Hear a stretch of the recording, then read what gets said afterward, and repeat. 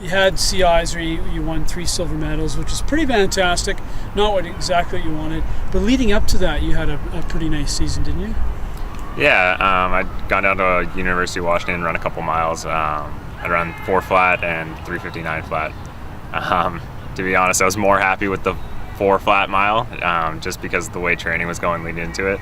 I'd had about 3 weeks that were really not so great, and so to be able to do that was a really big confidence boost. So you're a little bit worried going into that 4 flat mile?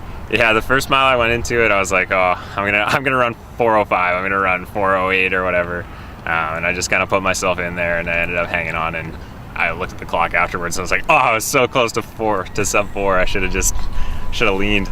And what was the difference with the 3:59 race? Your expectations were sub 4 on that one? Or? Yeah, the 3:59 race was different. I actually felt a lot more pressure in that race just because I was so close and it was my last mile as a bike and all those things. You're looking at it and you're like, oh, I want to go sub 4 in my university career. I want to do this, and so that sort of pressure was definitely there. But yeah, I guess things just kind of got rolling in the 2 weeks in between, and I was able to get under. Good, and let's talk about CIs for a minute. You won 3 silver medals, which for most people that's pretty fantastic. But were you looking for 3 golds? Yeah, definitely looking for a little more in each of them. It was nice to be competitive, and it was nice to be there at the end of every single race. But to come up a bit short was a little disappointing. Especially for me in the 4x8. When I came into the school at UVic, we'd won 5 4x8s in a row, so that was kind of the legacy that was passed on to me. And so in my first year, our team lost, and so I was part of the losing dynasty, and so we were always just kind of trying to get one back for our team and our training group, and it was disappointing to go through 5 years and kind of not bring one back to this group, because there's just been so many great 800-meter runners through our program. Saying that, you're up against some pretty solid runners at CIs. Yeah, there's no shame in losing to those guys. Like Charles is 3:38 1500 guy, Ross has run 3:39, Allman's a 1:47 guy over 800. All 3 of those guys are fantastic athletes. So now, how's training going now?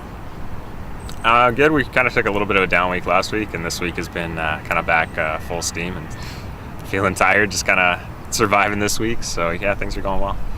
Good. And then so you have some big plans this spring? Yeah, we're heading down to Arizona for a training camp for about a month, and then going to open up with some races at Peyton Jordan, and then hopefully at Oxy after that. Oxy, how about Mount Sac relays?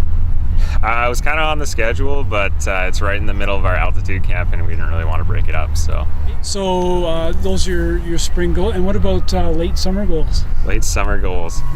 We're kind of just playing it by ear this year. We're going to see where we end up after the first couple races and see how things are going.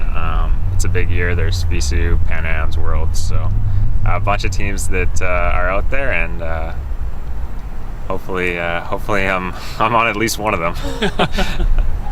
Well, thanks for this, and good luck going forward, Thomas. Thanks a lot, Chris. Thank you.